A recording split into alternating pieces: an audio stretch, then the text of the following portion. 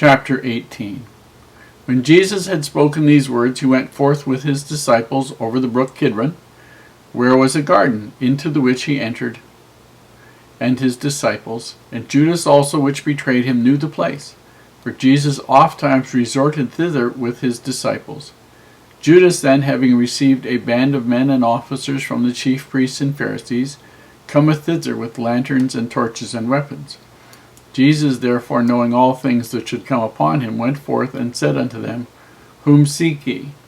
They answered him, Jesus of Nazareth. Jesus saith unto them, I am he. And Judas also, which betrayed him, stood with them. As soon then as he had said unto them, I am he, they went backward and fell to the ground. Then asked he them again, Whom seek ye? And they said, Jesus of Nazareth. Jesus answered, I have told you that I am he. If therefore ye seek me, let these go their way, that the saying might be fulfilled which he spake, Of them which thou gavest me have I lost none. Then Simon Peter, having a sword, drew it, and smote the high priest's servant, and cut off his right ear. The servant's name was Malchus. Then said Jesus unto Peter, Put up thy sword into the sheath. The cup which the Father hath given me, shall I not drink it? And then the band and the captain and officers of the Jews took Jesus and bound him, and led him away to Annas first, for he was father-in-law to Caiaphas, which was the high priest that same year. Now Caiaphas was he which gave counsel to the Jews, that it was expedient that one man should die for the people. And Simon Peter followed Jesus, and so did another disciple. That disciple was known unto the high priest, and went in with Jesus into the palace of the high priest. But Peter stood at the door without. Then went out that other disciple, which was known unto the high priest, and spake unto her that kept the door, and brought in Peter. Then saith the damsel that kept the door unto Peter, Art not thou also one of this man's disciples? He saith, I am not. And the servants and officers stood there, who had made a fire of coals, for it was cold. And they warmed themselves, and Peter stood with them, and warmed himself. The high priest then asked Jesus of his disciples, and of his doctrine. Jesus answered him, I spake openly to the world. I ever taught in the synagogue, and in the temple, whither the Jews always resort, and in secret have I said nothing. Why askest thou me? Ask them which heard me. What I have said unto them, behold, they know what I said. And when he had thus spoken, one of the officers which stood by struck Jesus with the palm of his hand, saying, Answerest thou the high priest so? Jesus answered him, If I have spoken evil, bear witness of the evil. But if well, why smitest thou me? Now Annas had sent him bound unto Caiaphas the high priest. And Simon Peter stood and warmed himself. They said therefore unto him, Art not thou also one of his disciples? He denied it, and said, I am not. One of the servants of the high priest, being his kinsman, whose ear Peter cut off, saith, Did not I see thee in the garden with him? Peter then denied again, and immediately the cock crew. Then led they Jesus from Caiaphas unto the hall of judgment.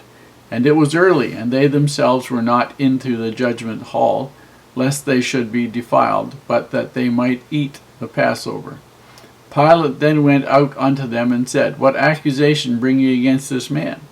They answered and said unto him, If he were not a malefactor, we would not have delivered him up unto thee. Then said Pilate unto them, Take ye him, and judge him according to your law. The Jews therefore said unto him, It is not lawful for us to put any man to death, that the saying of Jesus might be fulfilled which he spake, signifying what death he should die. Then Pilate entered into the judgment hall again, and called Jesus, and said unto him, Art thou the king of the Jews? Jesus answered him, Sayest thou this thing of thyself, or did others tell it thee of me? Pilate answered, Am I a Jew? Thine own nation and the chief priests have delivered thee unto me. What hast thou done? Jesus answered, My kingdom is not of this world. If my kingdom were of this world, then would my servants fight, that I should not be delivered to the Jews. But now is my kingdom not from hence. Pilate therefore said unto him, Art thou a king then? Jesus answered, Thou sayest that I am a king.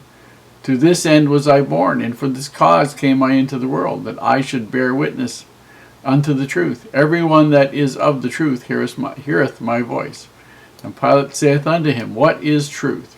And when he had said this, he went out again unto the Jews, and saith unto them, I find in him no fault at all.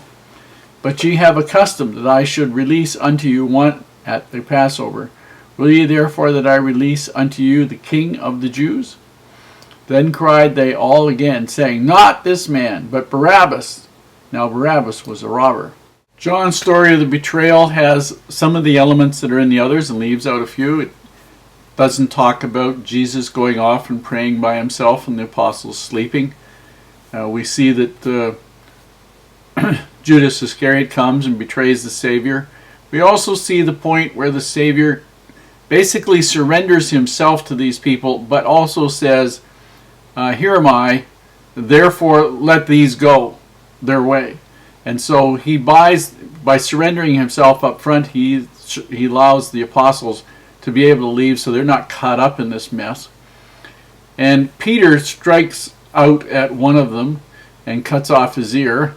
And the Savior made a point in Matthew chapter 26, verse 53, that Peter shouldn't do that, didn't need it to do that, because he says in Matthew 26:53, he said, Do you not even know now that I could pray to the Father and he would send me 12 legions of angels?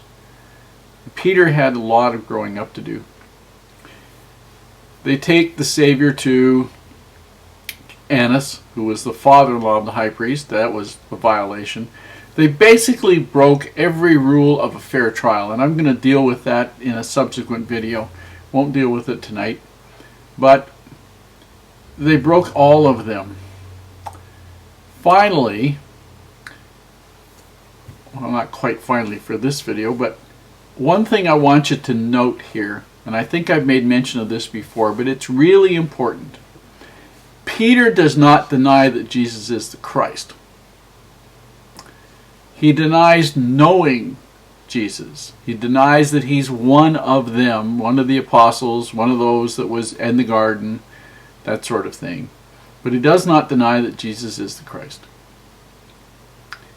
And then to me, the stunning hypocrisy of this is actually in verse 28.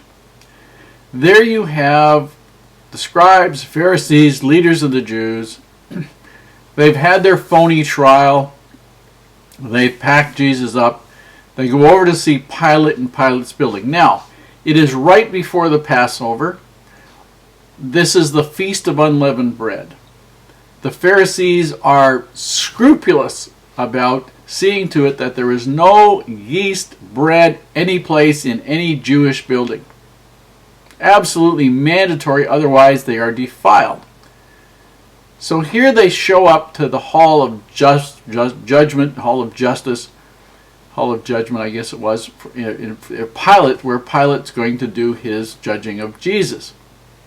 And they won't enter it because it is a Gentile building, and there might be a piece of bread in there that was made with yeast, and if there was, they would be defiled.